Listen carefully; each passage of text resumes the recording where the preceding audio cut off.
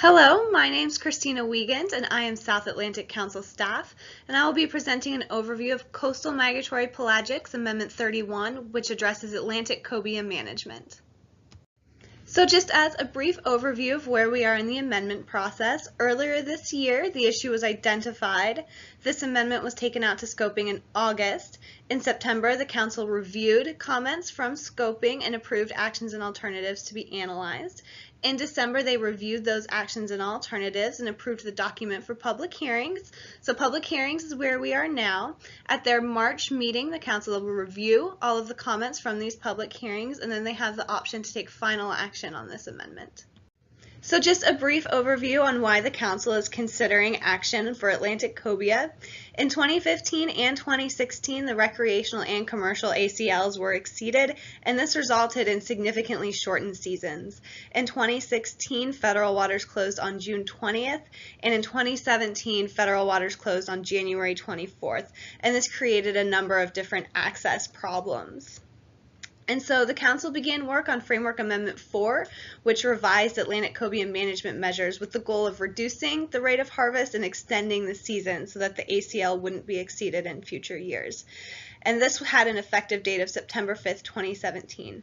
In addition to Framework 4, the South Atlantic Council had requested that the Atlantic States Marine Fisheries Commission, or ASMFC, consider complementary management for cobia. And in May 2017, ASMFC's South Atlantic State Board requested that the South Atlantic Council transfer sole management of cobia to ASMFC, and this would require Atlantic cobia to be removed from the federal management unit, and so this amendment considers that along with a range of alternatives.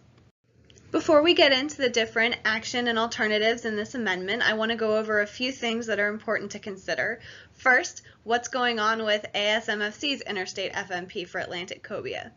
It was approved in November 2017, and the recreational limits follow those that were set up in CMP Framework Amendment 4, which includes a 36-inch fork-length minimum size, 1 fish per person, or 6 fish per vessel limit, whichever is more restrictive. And the recreational ACL is allocated to states based on a 5-year, 10-year average, and those allocations are soft targets, which means that landings are monitored every 3 years. Commercial limits also follow those set up in CMP Framework Amendment 4 with a 33-inch fork length minimum size and 2 fish per person or 6 fish per vessel. Now, state implementation plans can be more restrictive than this if they choose, and those plans were submitted to ASMFC in January of 2018.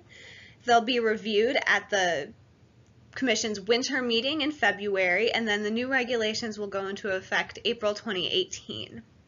Now, if Atlantic cobia is maintained in the Federal Fishery Management Plan, any quota allocation to each state by ASMFC would be based on the ACL that is established by the South Atlantic Council.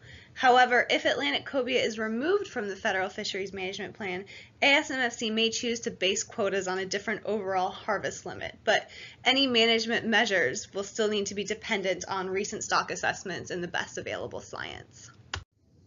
So, can a species even be removed from a federal management unit? And the answer is yes, a species can be removed. However, the National Marine Fisheries Service has guidelines for determining whether or not to include a species in a federal management unit. And these include the importance of the fishery to the nation and the regional economy, whether an FMP could improve the condition of the stock, the extent to which the fishery could be or already is adequately managed by the states, whether an FMP can further the resolution of competing interests and conflicts, whether an FMP can produce more efficient utilization of the fishery, whether an FMP can foster orderly growth of a developing fishery, and finally the cost of the FMP balanced against the possible benefits. So if Atlantic cobia is removed from the federal management unit, what happens? Where does data come from? Who manages in federal waters? And this is addressed by the Atlantic Coastal Fisheries Cooperative Management Act, specifically Section 5103. First, the federal government will still provide support for state coastal fisheries programs, including things like law enforcement, fisheries data, research, biological, socioeconomic research, and management planning. Additionally, in the absence of approved and implemented federal fisheries management plans, the Secretary may implement regulations to govern fishing in the exclusive economic zone. So state regulations can be extended into federal waters. So now let's get into the meat of Amendment 31. The purpose of this amendment is to reduce complexity of management and facilitate improved coordination of state and federal management of Atlantic cobia. And the need is to provide for effective management and fair and equitable access to Atlantic cobia harvest opportunities without reducing protection to the stock. Amendment 31 contains only one action to revise the management system for Atlantic cobia.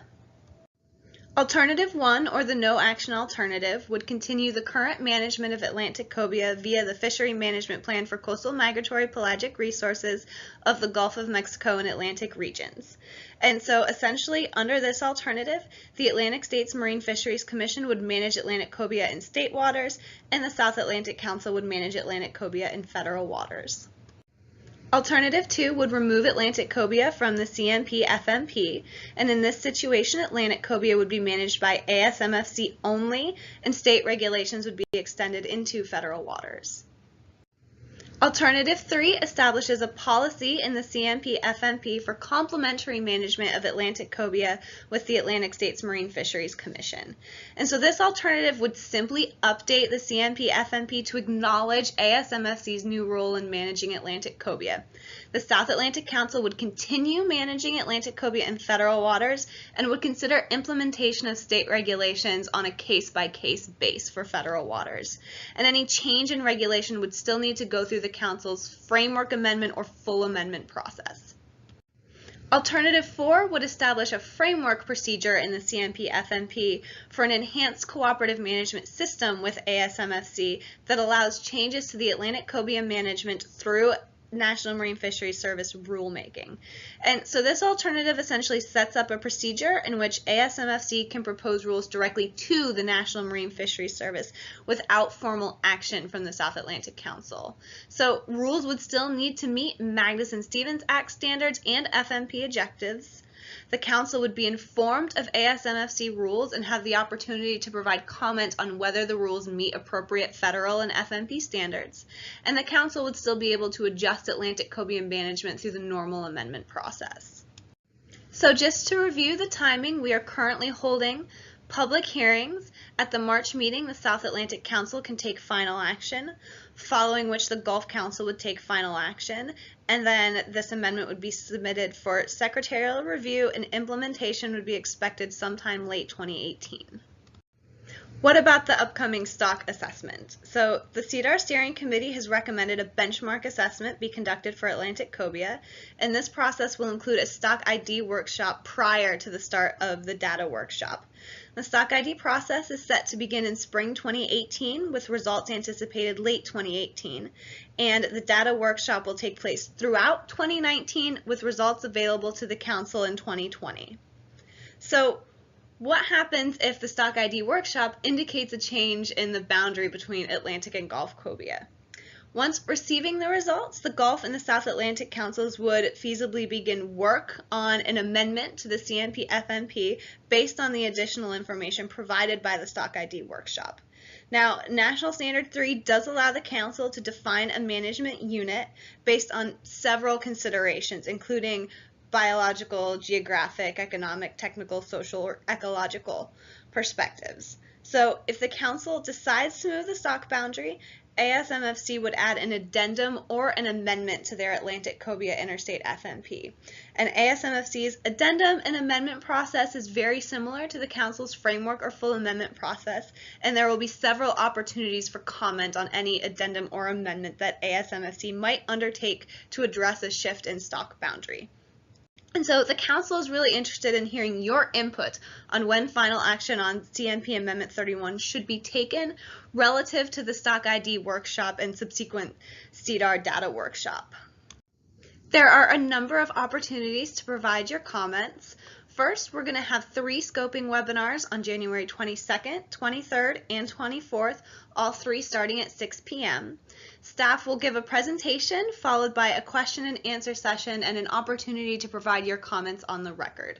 Now, registration for these webinars is required, and you can register by clicking on the links below, and all meeting materials are provided on the South Atlantic Council's website. If you'd prefer to submit written comments, you can use our online comment form, which is available at the link provided. The deadline for comments to be included in the comment overview for the March 2018 meeting is February 9th, 2018 at 5 p.m. Each webinar will have listening stations available either in Virginia, North Carolina, South Carolina, or Georgia.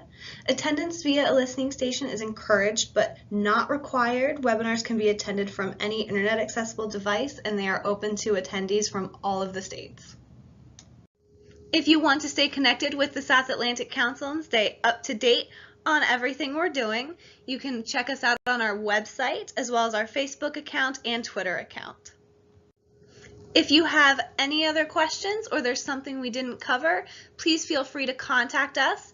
You can reach me, Christina Wiegand, at the number and email address provided if you have questions about Cobia, or if you have general questions about the South Atlantic Council, please feel free to contact Cameron Rhodes, our Fisheries Outreach Specialist, or Kim Iverson, our Public Information Officer.